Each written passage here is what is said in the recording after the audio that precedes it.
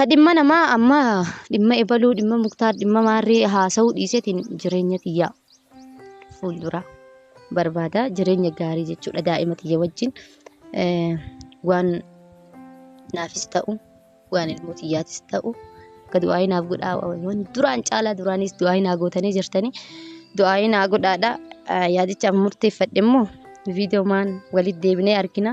Hibbadu kana booda Assalamu alaikum wa rahmatullahi wa barakatuh. Hordoftoota kabajamtoota kiyya akkam jirtan nagaa keessanii ani jira galata rabbii kinoo har'allee deebi'ee dhufee jira gammachuun hedduu takkan gammadee maaliif yoo kanaan jettan ta'e Amira maamayyee qonjoo na bira dhuftee jirti na deebitee jirti alhamdulillah rabbil alamin jedhee galata rabbii hiyyaaf galchee jira na ida hedduu takka baqa akkuma guyyaa isiin na galte akka isiin naa dhuftee garuu isin waraabne viidiyoo dhiifama na isiin naa dhuftee jettee gammachuu guddaa takka na dhagame viidiyoolee waraabne hedduu takka gammadee har'ammoo maaliif akka deebi'ee dhufe isiniif hima sababni an deebi'ee dhufeef hordoftoonni kiyya warroonni na jaallattanii hundi keessanuu hedduu takka akkuma cinqametti qixaan cinqame olitti na wajjin cinqamee jira qixaan cinqametti kana wajjin cinqamee jira warroonni na wajjin boottan jirtu yeroo amboo kaboottan jirtu hordoftoota kiyya adadaan viidiyoo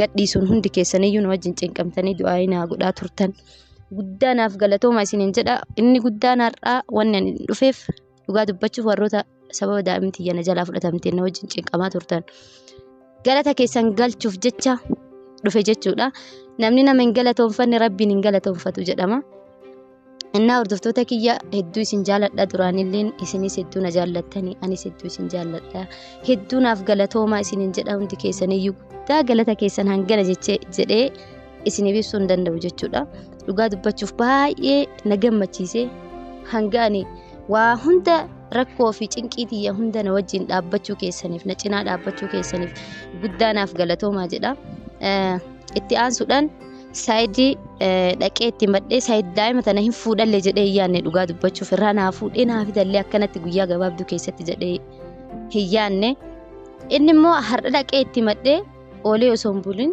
dhaqee intaloo san xafaxafee irraa naa fuudhe jechuudha namni hundi isitti daffaree isitti dubbatiin saayidii fi margaa qofa namtitti san bira dhaqee dubbate jechuudha namni isitti dubbate warroottan natti dhiyaatan keessaa jechuudha innaa warroonni hordoftoota kiyyaa ka biyya keessas hin jirres ni jiranii ka biyya keessas jiru ni jiranii ka biyya namaatti na wajjin ciqabaa turtanillee hin jirtanii guddaanaaf galatoomaa osoo as jiraattan immoo aarsaa isin naaf kaffaltan hagana jedhee yaaduu hin danda'u akkanumatti yaada keessan irraa jechuudha namni yooma haasa'uyyuu yaada namaa kana keessatti ni beekta silaas jiraattanii isinis aarsaa hanga kana naaf kaffaltanii nin beeka guddaanaaf galatoomaa na wajji cinqamtanii cinqii tana keessaa baga rabbiin na baase anallee isinillee baga na wajjillee cinqamtanii cinqiisanis baga bira dabarre nu lamaanu namni rabbiin qabu hin kufu du'aa illeen waanuma hundaan na jajjabeessuudhaan naa bilbiltanii keessaan ammas naa barreessu sagalee warroonni immoo ani biizii ta'ee sagalee isiniin deebisinis ni jirtan jechuudha haga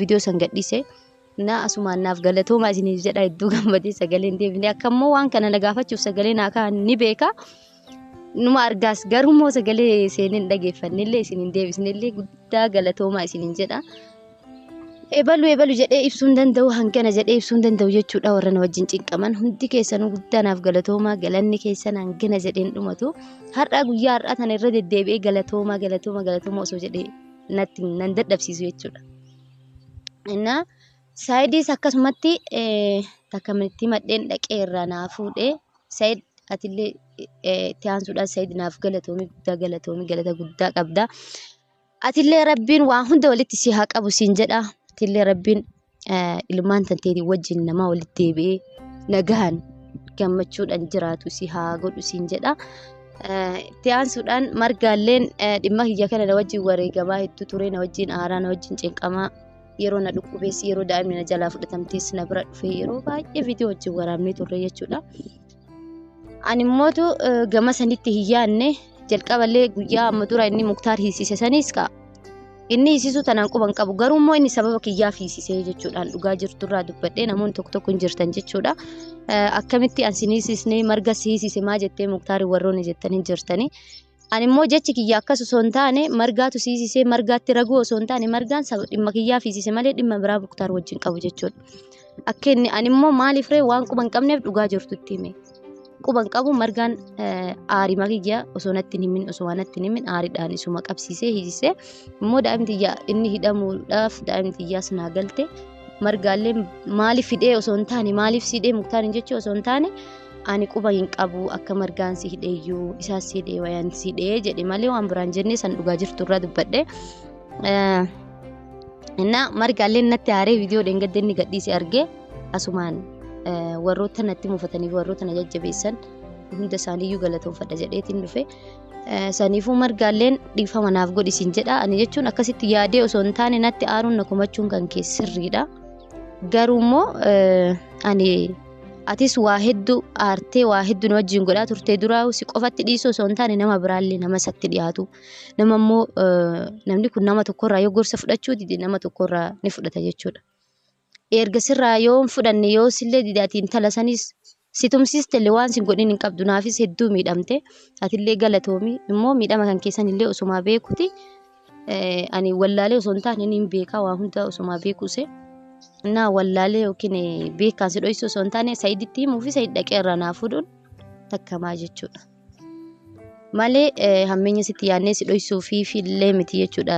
Hordoftoota kiyya hundi keessaniyyuu as jala warra jirtan hundi keessaniyyuu naaf galatooma isiniin jedhee sun sani itti aansuudhaan immoo amma daa'imti tiyya naa galtee jirti. Ani kanarraan kana booda daa'ima tiyya anaa jabeeffata. Daa'ima tiyya akka itti jabeeffadhu anaatu beeka. Kana booda Amiraan tiyya na biraan baatu inshaallah rabbiin si haa guddisu jedhaa du'aayii godhaa isiniin jedhaa duraas du'aayii gootanii hordoftoota kiyya. Amma ani erga daa'imattiin tiyya naa deebite yaada qalbii takkaan qaba.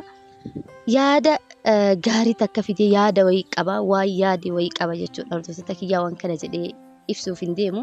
Waan arguuf itti deemnu waan immoo anillee isinitti mul'isuuf deemaa jiru.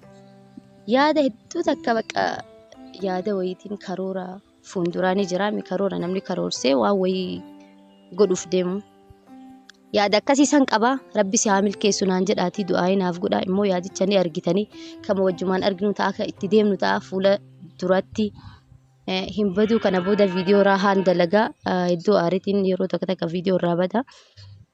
Amma aarii tiyya dhiiseetiin yaada san Rabbiin si haa milkeessu naan jedhaa waa yaadi qaba hundi keessaniyyuu jechuudha. Yaada murteeffadhee yaada mataa kiyyaa nama takkaan osoo hin mari'atin jechuudha. Fira goddanyaa maarree osoo hin taane namni waan tokko karoora mataa isaa qaba. Karoora san qopheeffadhee yaadee jira. Inshaallah rabbi ittiin na haa ga'u. Amma waan irra ga'een yaadicha kana maal akka ta'e gaafii akka isinitti hin taane waanuma milkiitii rabbi na haa milkeessu rabbi si haa milkeessu jedhaatii du'aayii naa godhaa hundi keessaniyyuu. Innaaf viidiyoo waanuma irra ga'e yaada amma isiniif hime kana viidiyoodhaan isiniif mul'isa. Viidiyoodhaan waan argitantu ta'a. Waan hunda waraabeetiin waan irra ga'e hunda isaa waraabeetiin isiniif ka gallakkisu ta'a. Waan itti gammaddan jedhee yaada hundi keessaniyyuu jechuudha. Naa gammachuu tiyya akka hawwitan numa beekaa. Hedduu naaf galatoomaa isinillee ammas gammachuu hedduu isinillee naa gammaddan akka naa gammaddan abdiin qaba. Rabbiin haa milkeessu inshaallah. Akkuma duratti isiniin jedhetti yaadicha san immoo maal kana jedhee amma ibsuuf hin deemu. Ibsuullee hin fedhu viidiyoo waan argitan jechuudha. Viidiyoo biraa isinii waraabaa yaada garagaraa yaada akka isinitti tolu isinis gaafii qabdan gaafadhaadha. As jalatti naa barreessaa koomantii dhallee naa jajjabeessaa. Irra guddaan immoo du'aayii du'aayiin keessan hedduu barbaachisaa. Amma duraas du'aayii naa gootanii jirtu jechuudha. Du'aayiin keessanii hedduu milkaa'eera. Rabbina haa milkeessu ammallee taganaa dhuftuutu caala. Alhamdulillah jechuudha. Waan rabbiin namaaf godhe tokko shukuritti galchanii dhiisuudha. Anis wanni yaadu hin jiru tana booda wanni nama yaaddessitu waa hunda caalaa hangaroo akka nama takkaatti